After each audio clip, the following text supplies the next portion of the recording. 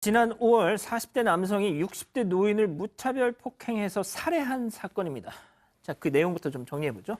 네, 지난 5월 11일 서울 구로동에 있는 한 공원에서 40대 남성 최모 씨가 60대 노인을 마구 폭행해 숨지게 했습니다. 두 사람은 일면식도 전혀 없던 사이였는데 아무 이유 없이 무차별적으로 폭행한 겁니다. 1분 넘게 폭행당한 피해자는 현장에서 숨졌고 최 씨는 피해자의 옷을 뒤져서 47만 6천 원을 훔쳐서 곧바로 달아났다고 합니다. 그런데 5분쯤 뒤에 약 200m 떨어진 곳에서 또다시 손수레를 끌고 가는 다른 80대 노인을 마구 때렸다고 하고요. 당시 가해자 최 씨는 필로폰을 흡입한 상태였던 것으로 알려졌습니다. 그런데 현장에 경찰과 소방이 도착할 때까지 수십 명의 시민들이 피해자 곁을 지나가는데 외면을 당해서 논란이 되기도 했습니다. 예. 자, 저 40대 남성 중국인입니다. 마약도 하고 돈도 훔쳐갔고 살해까지 했습니다. 지금 이게 몇 개입니까, 혐의가? 많죠. 가장 큰 범죄는 강도 살인입니다. 폭행으로 돈을, 재물을 가져가는데 그 과정에 사람을 죽입니다. 강도 살인. 가장 큰 범죄죠. 이 47만 원을 가져가면서 강도 살인했고요. 도주하다가 고물상을 또 폭행했습니다. 폭행죄가 될 수 있고요. 필로폰 부분은 양성 반응이 확인됐어요. 마약류 관리법 위반 이 범죄들이 성립할 수 있는데 지난 6월 28일 날 재판이 열렸습니다. 첫 공판이면 이제 인정 신문을 합니다. 인정하느냐 인정하지 않느냐. 이 남성 피고인으로서 법원 질문에 따라서 모두 범죄 사실을 인정한다고 동의한다고 밝혔습니다. 첫 공판에서는 들으신 것처럼 모든 혐의를 인정했는데 지난달 있었던 결심 공판에서는 진짜 귀를 의심할 정도로 황당한 얘기를 늘어놨습니다. 세 번째 사건 체크포인트 짚어보죠. 자, 관세음 보살이 시켰다. 이게 도대체 무슨 소리냐 말이죠, 이게. 결심 공판에서 최 씨는 관세음보살의 음성을 받고 범행을 저질렀다는 황당한 진술을 했습니다. 1년 전부터 관세음보살이 몸에 들어왔다면서 지구에 보낼 테니까 나쁜 인간들을 청산하는 임무를 완성해야 한다고 했다. 이렇게 주장을 했는데요. 이 최 씨의 변호인은 어찌 보면 황당한 이야기인데 일관되게 진술하고 있다면서 최근까지도 관세음보살 목소리가 들린다고 했다고 밝혔습니다. 진짜 참 이게 뭐 그러니까 이 사건 당일도 저 말대로라면 관세음 보살의 이 목소리가 자기 귀에 울려서 그래서 그냥 그 마약에 취한 채로 거리로 나갔다는 얘기가 되는 거잖아요. 네. 근데 저는 좀 이해가 되지 않는 부분이 있어요. 왜냐하면 이 사람이 지금 얘기하는 거면 그러면 이제 한마디로 망상장애나 조현병이나 이제 환청이 들린다는 얘긴데 이 사람이 그러면 조현병의 과정에서 마약을 지금 투여를 했다라는 건가요? 보통 조현병이나 망상장애나 환청이 없어도 마약을 투여를 하면 그런 환청이나 환시, 환촉 이런 것들이 생긴다고 보고가 되거든요. 그러니까 이게 마치 정신적으로 내가 아픈 사람이라서 이런 일을 저질렀다라고 이해되게끔 하는 것인지 아니면 이 환청이라는 게 마약 투여의 부작용인지 아니면 정말로 이런 조현병적인 증상이 있다는 것인지 좀 더 구체적으로 설명할 필요가 있어 보입니다. 예.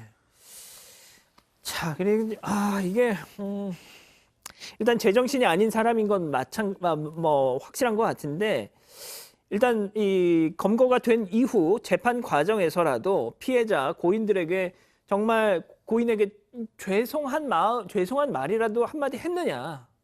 검사가 물어보니까 그렇게 말 안 했습니다. 뭐라고 말했냐면 죽은 사람한테 미안하냐고 물어봤더니 하나도 없다. 난 모른다.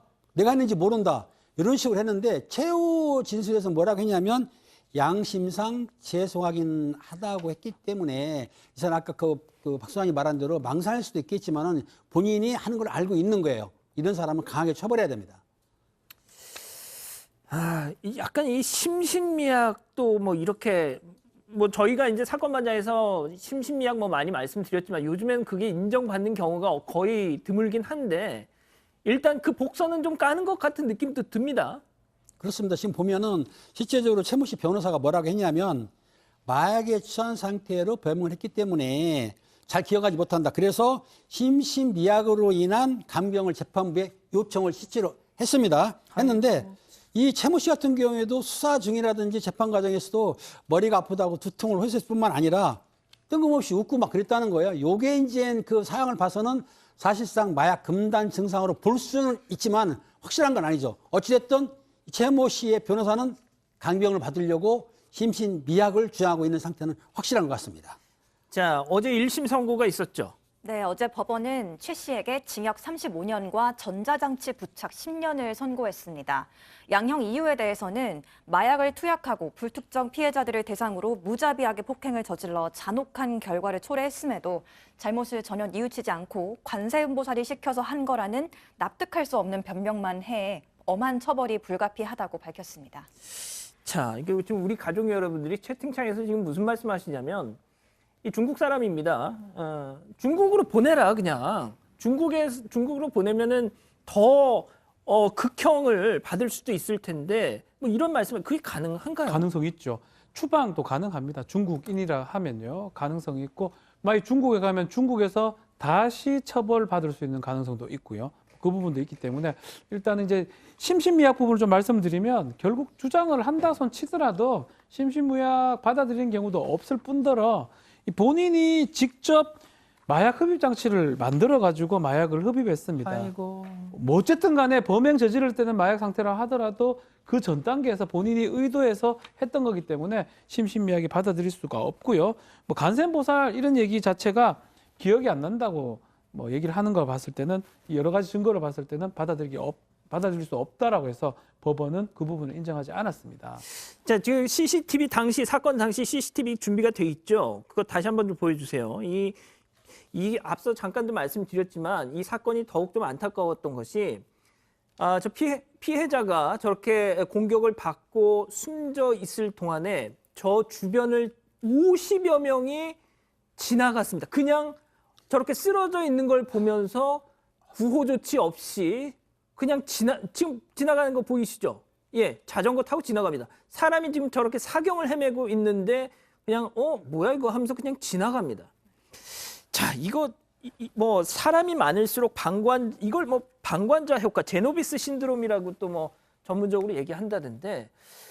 아, 소장님. 네. 이게 좀 너무 저는 네. 이 사건 자체보다도 네. 아니 이게 가능한 일인가 정말 그때 너무 충격적이었어요. 네, 이제 이 방관자 효과 얘기를 몇 년 전에도 이제 제가 사건반장으로 했기 때문에 몇 년 전에도 우리가 얘기하면서 그런 얘기를 자주 했었어요. 뭔가 내가 강도를 당하거나 그러면 모든 사람들이 방관자가 될 수 있으니까 거기 지나가시는 그 빨간 옷 입으신 그분 저 좀 도와주세요. 옆에 가시는 안경 쓰지 마시고 저 좀 도와주세요. 이렇게 딱 한 명만 지적해서 나를 도와달라고 얘기를 해서 책임감을 안겨줘야 된다라고 얘기를 했는데 요즘은 이제 몇 년이 지난 요즘은 그런 얘기도 잘 안 하게 된 것 같아요. 그러니까 남의 일에 신경을 쓰거나 괜히 참여를 하거나 참견을 하면 내가 결국에는 나도 가해자가 될 수 있다라는 그런 좀 각박한 시대가 된 것 같은데 우리가 좀 옳고 그른 것은 그럼에도 불구하고 좀 파악을 해서 여기서는 지금 누가 봐도 60대, 80대 어르신께서 40대 이상한 사람한테 당하고 있는 거잖아요. 예. 그럴 때는 우리가 좀 지혜롭게 판단을 해서 좀 심을 도와서 우리가 약자를 좀 도울 필요가 있겠다는 생각이 듭니다. 자, 지금 소장이 말씀하신 것처럼 본인이 정말 위기에 처했다, 누군가의 도움이 필요하다. 그럴 때는 누군가를 딱 찍어서 저를 도와주세요라고 하면 그게 진짜 효과가 있다는 겁니다. 참고하셨으면 좋겠고요.